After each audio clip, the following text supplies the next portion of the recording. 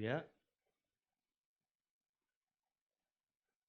지난주일 우리는 모든 것이 갖춰진 땅에서 하늘을 본 스데반을 만났습니다. 죽음의 그림자가 다가오는 순간에도 스데반은 오롯이 하늘만 바라보았습니다. 우리에게 우겨싸인 돌팔매질의 공포, 찢어지는 육신의 고통 속에서도 스데반의 시선은 흐트러지 않았습니다. 이 시간 우리의 시선이 하나님만을 향할 때 주께서 벌떡 일어나셔서 저와 여러분들을 영접하여 주실 줄 믿습니다. 하늘이 열리던 날 스데반이 순교했습니다. 하늘은 열려졌는데 땅은 닫혔습니다. 사람의 눈으로 보면 너무 허무하죠. 야, 저 스데반이 예수 믿다 순교당했네? 우리도 이제 끝났구나. 그래도 이제 폐쇄될 수밖에 없어. 모두가 이렇게 생각할 법한데 사도행전은 보란 듯이 새로운 인물을 등장시키고 있습니다. 1절 전반절입니다. 사울이 그가 죽인 당함을 마땅히 여기다라. 사울이 등장하죠. 그 다음에 또 다른 한 명이 나옵니다. 5절 전반절. 빌립이 사마리아 성에 내려가. 스데반이 순교한 자리에 박해자 사울이 등장하고 복음의 일꾼으로서 빌립이 나옵니다. 누가는 마치 새로운 역사가 일어날 것처럼 보란 듯이 우리에게 새 얼굴을 소개하고 있는데요. 먼저 사울이 등장했습니다. 그는 정통 유대인이요, 바리새인이요, 공의 의원입니다.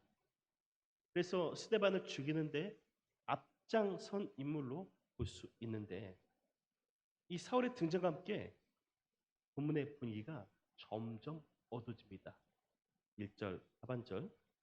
그날에 예루살렘에 있는 교회에 큰 박해가 있어 사도 외에는 다 유대와 사마리아 모든 땅으로 흩어지니라. 사울의 등장과 함께 본격적인 박해가 시작되었습니다. 큰 핍박이 교회를 집어삼키니 사도 외에 모든 사람들이 유대와 사마리아로 흩어집니다. 흩어졌는데 신비한 것은요. 흩어졌는데 복음과 교회는 쉬지 않습니다. 이것이 본문이 우리에게 증거하고자 하는 핵심인데요. 피난길에 흩어졌어도 복음이 어떻게 역사했느냐? 말씀을 통해서 배웁니다. 첫 번째, 그들은 흩어졌어도 복음은 멈추지 않는다. 따라해 보실까요? 복음은 멈추지 않는다. 앞에서 박해를 당했다고 했죠. 박해. 그냥 추상적으로 그렇게 핍박을 받았구나 이렇게 생각해 볼 수 있는데요. 이 박해라는 말은 헬라어로 디오크모스, 끝까지 추적하다는 뜻입니다. 단순히 괴롭히고 실직나면은 많은 그런 것이 아니라 끝까지 추격한다는 거죠. 혹시 영화에서 보면은 도망간 노예를 잡으러 가요. 그리고 사냥꾼들이 사냥감을 쫓을 때 보통 어떻게 추적합니까? 다들 문화생활 안 하시나 보네요. 영화 보면은 이 사냥감 추적하기 위해서 도망간 노예 잡으려고 으르렁 하고 개들을 풀어놓잖아요. 개들을 풀어놔서 끝까지 추격한다는 그런 뜻입니다. 사울이 자신의 사냥개들을 교회에 풀어놓으니 사람들이 혼비백산 도망칠 수밖에 없는 그런 현실에 놓여 있는데요. 그래서 본문 말씀 보면 사도들을 제외하고 모두가 교회를 떠났습니다. 다 터졌어요. 교회에 사람이 없으니까 어떻게 되겠습니까? 여기 이렇게 여러분들이 계시는데 한순간에 여러분들이 다 흩어졌어요. 우리 예원교회 어떻게 되죠? 어떻게? 교회가 폐쇄될 형편인데 본문은 아니라고 분명히 말하고 있어요. 흩어졌는데 교회는 폐쇄된 것이 아니다. 교회는 끝나지 않았다. 보란 듯이 2절입니다. 경건한 사람들이 스데반을 장사하고 위하여 크게 울더라. 여러분 경험해 보셔서 아시죠? 우리도 그렇게 신앙생활하고 있는데요. 믿음의 사람들은요. 염려와 근심, 시험 때문에 신앙을 포기하지 않습니다. 아멘이십니까? 내 신앙, 염려와 근심, 시험 때문에 포기하렵니까? 그보다 더 큰 믿음의 사람들은요. 박해가 클수록 신앙을 더 힘껏 붙잡습니다. 지금 예루살렘 교회 성도들을 보십시오. 언제 공회로 끌려갈지 모를 그런 상황인데도 이들이 뭐하고 있습니까? 스데반을 장사하고 크게 울더라. 크게 울더라. 내일이 아니니까 별로 와닿지 않으시죠? 이 고대 유대법에 의하면은요, 하나님을 불경스럽게 여긴 사람들은 반드시 돌로 쳐서 죽이라고 했습니다. 그런데 이 율법을 어기서 죽임당한 자를 장사하는 사람들, 그들도 똑같은 범죄자 취급했어요. 무슨 말입니까? 스데반을 장사 지내고 크게 우는 이 사람들 어떻게 되겠습니까? 똑같은 범죄자 취급을 당할 수밖에 없어요. 지금 사울이 교회를 어떻게 핍박하고 있습니까?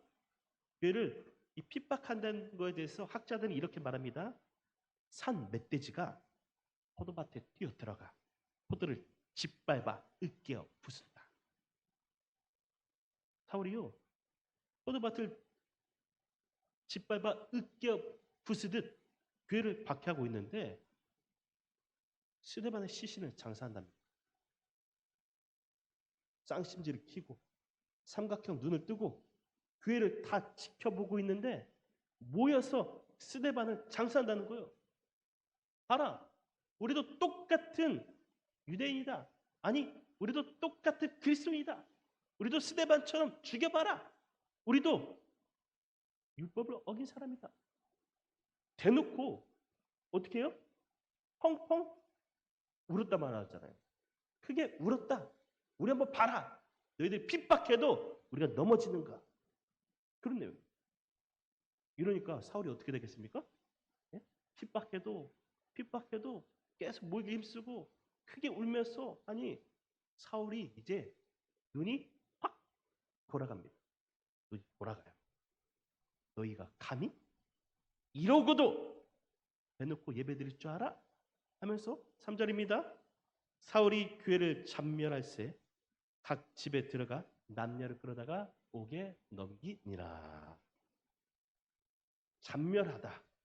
이 말은 대단히 야수적이고 잔혹하게 교회를 완전히 파괴한다는 말입니다. 보통 고대 사회에서는 여성들은 조금 배려 아닌 배려를 해줬어요. 박해나 법적 처벌 대상에서 제외되는 경우가 있었는데 지금 사울이 어떻게 합니까? 사울이 집에 가서 남, 여 끌어다가 지금 핍박하고 있더라고요. 여성에 대한 어떤 배려조차 하지도 않고 그냥 그가 무도하게 교회를 짓밟아 으깨며 파괴하고 있는 모습이에요. 그런데 말입니다. 여기 놀라운 반전이 있습니다. 4절 말씀 우리 함께 공독해 볼까요? 시작. 그 흩어진 사람들이 두루 다니며 복음의 말씀을 전할세. 아멘. 사울, 박해자 사울, 그는 알았을까요? 자신이 교회라는 포도원을 파괴하려 했으나 이 일로 복음이 예루살렘과 유대와 사마리아 땅끝까지 그 씨앗이 흩뿌려질 줄. 흩어지다. 전한다. 이 말은요. 복음의 씨앗을 농부가 뿌리듯이 흩뿌리다. 그런 뜻입니다. 이 작은 복음의 씨앗이 떨어지는 곳마다 교회와 사역자들이 세워질 줄 사울 그는 알았을까요? 훗날 자신이 박해자에서 사도로 부름받게 될 줄 사울 그는 알았을까요? 사람들이 모른다고 하죠. 1950년 6월 25일 전쟁이 발발할 때 일입니다. 북한군이 남하하니까 많은 사람들이 부산과 제주도로 흩어졌었죠. 그때 많은 그리스도인들이 피난길을 떠났습니다.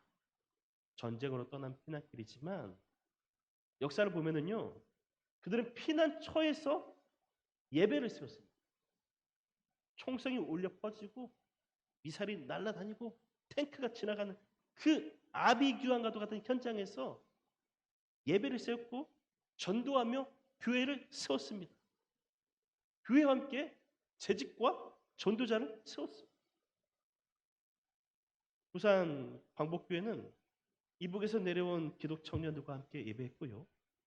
또 제주 귀덕리에는 문을생 여집사가 살고 있었는데 그녀는 피난민들을 자기 집으로 초대했어요.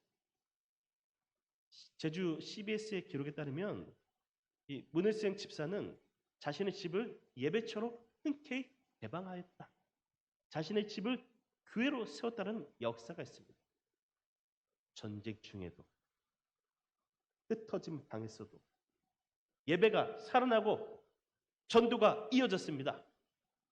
전쟁 중에도 권사, 장로 등 일꾼이 세워졌습니다. 흩어짐이 끝이 아니라 하나님의 더 크게 일하심인 줄 믿습니다. 흩어져도요. 복음은 멈추지 않아요. 복음은 생명이에요. 살아있는 생명. 이것이 복음의 힘입니다. 복음의 힘. 흩어졌어도 이 복음이 어떻게 역사했습니까? 두 번째, 더 큰 기쁨을 이루었더라. 따라해 보실까요?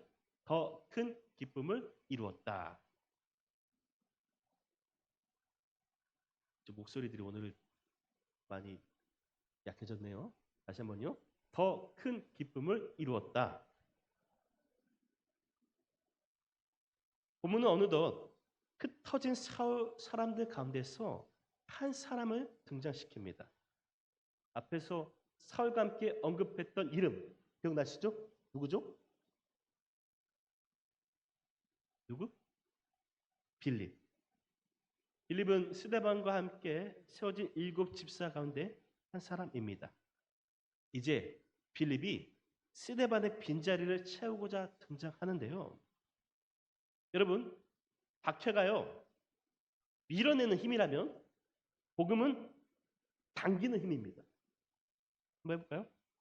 박해는 밀어내는 힘, 복음은 당기는 힘. 복음은요 사마리아를 빌립에게 당겨왔습니다. 예수님의 지상 명령을 이루기 위함이죠.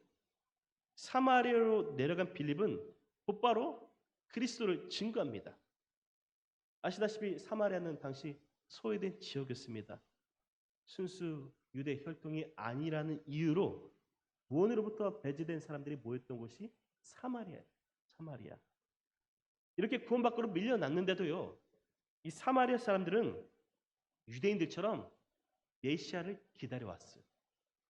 간절하게 메시아를 기다려왔습니다. 요한복음에서 우리가 알고 있죠. 사마리아 여인이 예수님께 뭐라고 말합니까? 우리는 메시아를 기다리고 있습니다. 우리는 메시아를 기다려왔습니다. 사마리아 사람들의 이 영적 갈망이 성령으로 하여금 빌립을 당겨서 사마리아로 내려가게 한 줄 믿습니다. 그들의 영적 갈망이 빌립으로 하여금 당겨서 그들에게 그리스도 메시아를 증거하게 한 줄 믿습니다. 그 결과 6절입니다. 우리가 빌립의 말도 듣고 행하는 표적도 보고 한 마음으로 그가 하는 말을 따르더라. 아멘. 여러분, 오랫동안 소외된 사마리아 사람들에게 복음이 들려졌어. 이 복음이 어떻게 들려지냐 보니까 사람들이 빌립이 전한 복음을 처음에는 귀로 들었습니다. 귀로 들었는데 그 다음 어떻게 합니까? 본문이 말씀하듯 6절에서 하나된 마음으로 따랐더라.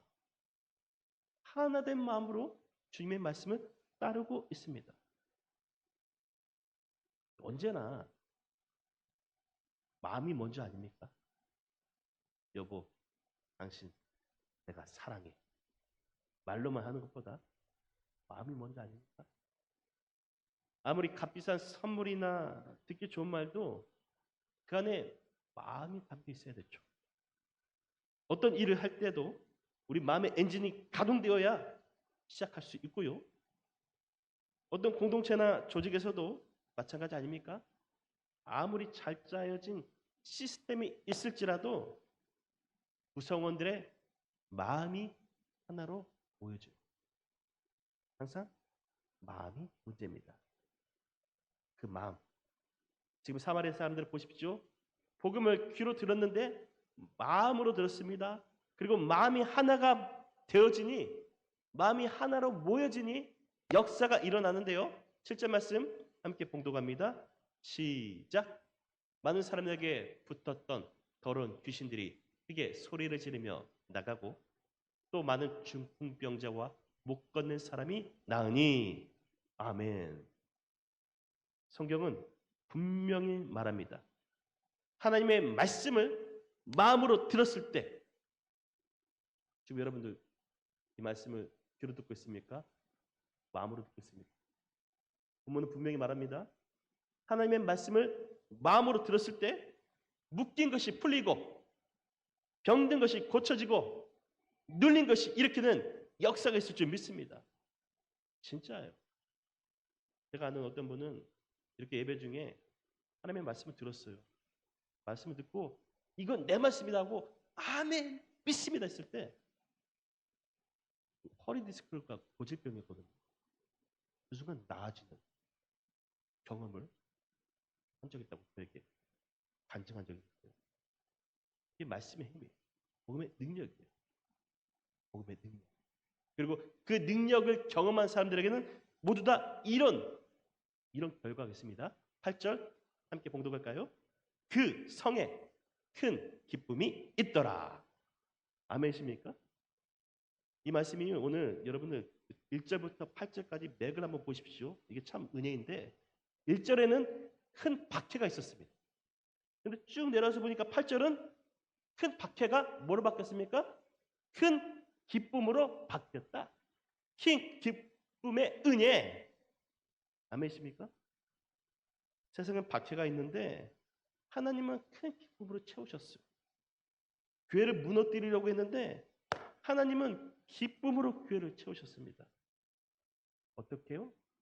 바로 사도들이 세운 한 사람 빌립을 통해서 그로 인하여서 사마리아 공동체에 큰 기쁨이 임한 줄 믿습니다.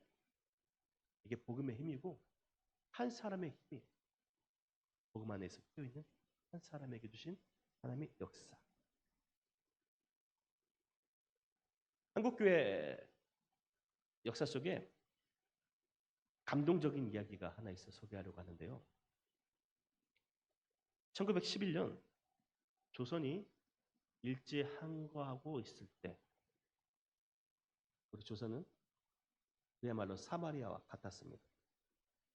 힘없고 연약하고 매우 고립된 역사였었죠. 이 어두운 역사 속에 복음으로 한마음 되는 사건이 있었습니다. 복음으로 한마음 되어서 한 사람을 세우는 놀라운 일이 있었는데요. 승동교회, 지금 서울에도 있는데요. 승동교회에서 장로 피택하던 날입니다. 장로 피택하는 날 두 사람이 후보로 올라왔는데요.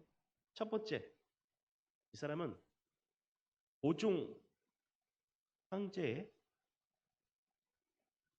고종 황제와 함께 학렬이 같은 왕손 이재영이에요. 이재영. 그는 천민들과 함께하는 것을 거부했는데 자신이 마구로 데리고 있었던 엄기현 씨를 통해서 복음을 영접했고 회심한 사람이에요.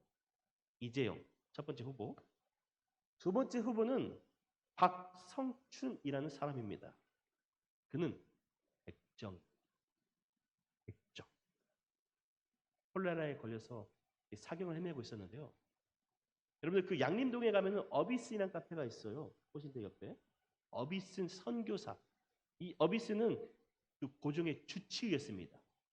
이 박정순 씨가 콜레라에 걸려서 사경을 헤매고 있는데 어비스니 가서 고쳐줬습니다. 치료해 주니까 너무나 감동이 돼서 교회에 등록하고 공동체 일원이 되어졌는데요. 자, 세상의 잣대를 두고 한번 보십시오. 교회를 세워갈 중직자를 세우는 일입니다. 많이 배웠고 많이 가졌고 많은 힘이 있는 왕손이 더 적합합니까? 백정이라는 단어, 그 말 그대로 세상에서 가장 천대받는 사람이 적합합니까? 세상은 분명히 왕손을 이야기하겠죠. 여러분 어떤가요? 누구를 세우면 좋을 것 같아요? 이미 마음속으로 대답한 줄 제가 잘 알고 있습니다. 결과는 60초에 공개합니다. 결과는 왕손 이재영이 떨어졌어요. 백정 출신인 박성춘이 먼저 장로로 픽득해졌습니다. 왕손이 떨어지고 백정이 픽득됐으니 사람들이 큰일 났다, 큰일 났어. 어떡하냐. 저 왕손이 떨어져서 오라가 치밀어 오르면 우리 다 끝장났다. 어떡하냐, 어떡하냐. 수군대고 있는데 이재영은 가만히 있어요. 아무 말도 안 하고 가만히. 그리고 자신을 전도한 마부, 자신의 마부 출신이죠. 엄귀연에게 이렇게 말합니다. 형님, 안 놀랄 줄 알았습니다. 자신의 마부에게 왕손이 형님 그러잖아요. 놀라면 좀 신경 좀 하시면 얼마나 좋겠어요. 왕손이 마부에게 형님! 처음 복음을 영접한 날 이재영이 하는 말입니다. 형님, 우린 예수 안에서 한 형제입니다. 그 엄영수가요, 엄견이 깜짝 놀라고 바짝 엎드리는데 그러지 마세요. 우리 형제입니다. 하면서 이 이재영이 엄영수에게 하는 말입니다. 형님, 내가 교회 밖에서는 왕손이지만 교회 안에서는 박성춘 씨와 한 형제입니다. 그와 나는 예수 안에서 한 형제요. 실제로 그는 자신의 신분을 내려놓고 교회 안에서 박성춘 장로를 깍듯이 섬겼다라는 기록이 있습니다. 여러분, 왕손과 백정 한 사람이 교회를 위해서 마음을 하나로 모았습니다. 승동교회 성도들 또한 한 마음이 되어졌습니다. 그 결과 본문이 말씀하죠. 교회 안에 기쁨이 넘치더라. 승동교회 안에 기쁨이 넘쳤더라. 여러분, 오늘 우리 예언교회는 안수집사 2차 피택을 앞두고 있습니다. 박해 중에도 대일 항쟁기, 한국 전쟁 중에도 교회는 꾸준히 사람을 세워왔습니다. 앞에서도 말씀드렸지만 교회를 핍박하던 사울이 훗날 사도가 될 줄 누가 알았겠습니까? 사람 일 아무도 모릅니다. 저는 제가 목사가 될 거라는 꿈에도 생각 못했어요. 진짜 하나님이 모든 역사를 다스리고 계시기 때문에 그 모든 순간과 일의 과정과 결과는 그분의 섭리예요. 그분의 섭리. 근데 제가 경험해 보니까 이런 모습들이 있더란 말입니다. 그래서 어떤 사람을 세우고자 할 때 내 외적으로 갈등이 생기더라고요. 그러니까 피택하는 과정에서부터 적잖은 갈등이 있어요. 그리고 피택되고 나서도 불청객이 찾아와요. 피택되고 나서도 여러 가지 잡음들이 없잖아 있는데 여러분 여기서 제가 질문 드리고 싶은 게 있는데요. 뭐냐면 교회를 사랑하십니까? 정말요? 다르게 얘기할까요? 주님을 사랑하십니까? 지금 우리가 오늘 본문에서 등장한 사울 있잖아요. 사울에게 부활하신 예수께서 나타나셔서 하시는 말씀입니다. 사울아, 내가 어찌하여 나를 박해하느냐? 그러니까 사울이 조금 어리둥절해요. 자신은 예수님을 핍박한 적 없어요. 교회를 박해했지. 교인들을 박해했지. 자신은 예수님을 박해한 적 없어요. 근데 예수님이 하신 말씀이 어찌하여 내가 교회를 박해하느냐? 예수님 영접한 후 바울이 깊이 묵상해요. 그리고 깨닫습니다. 아, 교회가 예수구나. 교회가 예수고 예수가 교회구나. 마태복음 16장에서 말씀하시죠. 내 교회를 내가 세우리니. 그래서 여러분 우리가 이제 사도행전을 쭉 보면 아시겠지만 이 사울이요 바울이 되고 나서부터 열심히 했던 일이 뭡니까? 교회 세우는 일이에요. 가는 것보다 교회를 세우는 게 그의 모든 사역의 모습들이에요. 교회를 세우고도요 신약성경 보십시오. 바울 서신 죄다 교회 보내는 편지예요.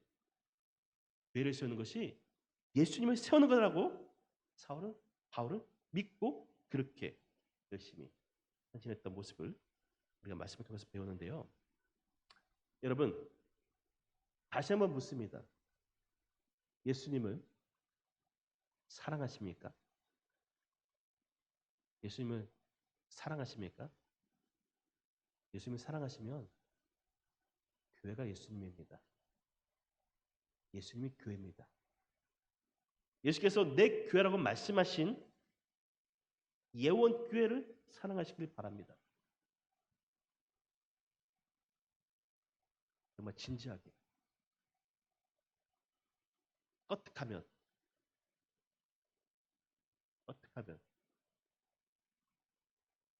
내 신앙을 꺼뜨리는 그런 말씀하지 마시고 주님을 사랑하면 교회를 사랑하세요. 그 마음으로 우리가 하나님 앞에 결단하고 한 마음이 될 수 있게 소망합니다. 그리고 이 한 마음으로 오늘 이 시간 한 사람을 세우기를 원합니다. 사울이 바울 됐죠.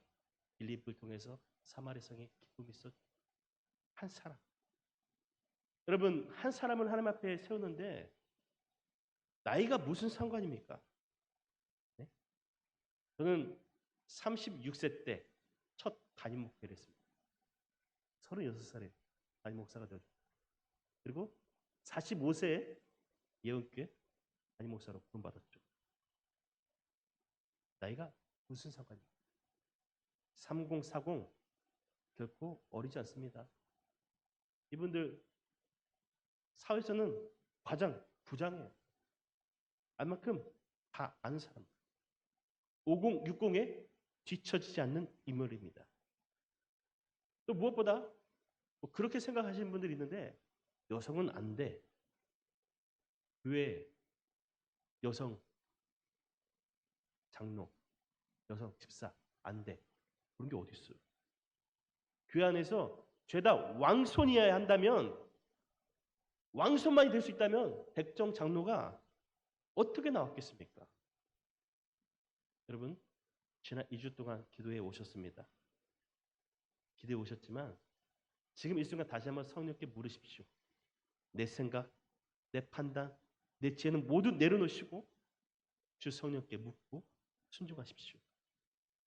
이제 우리 예언교회가 양적인 면도 중요하지만 그보다 더 중요한 것은요. 질적으로 달라져요. 질적으로 한 단계 더 성장할 수 있길 바랍니다. 사울을 가을 되게 하신 하나님 안에서 변화가 오는 이 시간, 이 변화의 바람이 우리 가운데 넘쳐날 수 있기를 소망합니다. 그 한 사람, 그 영적인 멤버십을 세워주십시오. 그 한 사람으로 인하여서 본문이 말씀하죠. 8절에서 그 성에 기쁨이 있더라. 그 한 사람으로 인하여서 우리 예언교회 안에 뭐라고요? 예언교회 안에 뭐라고요?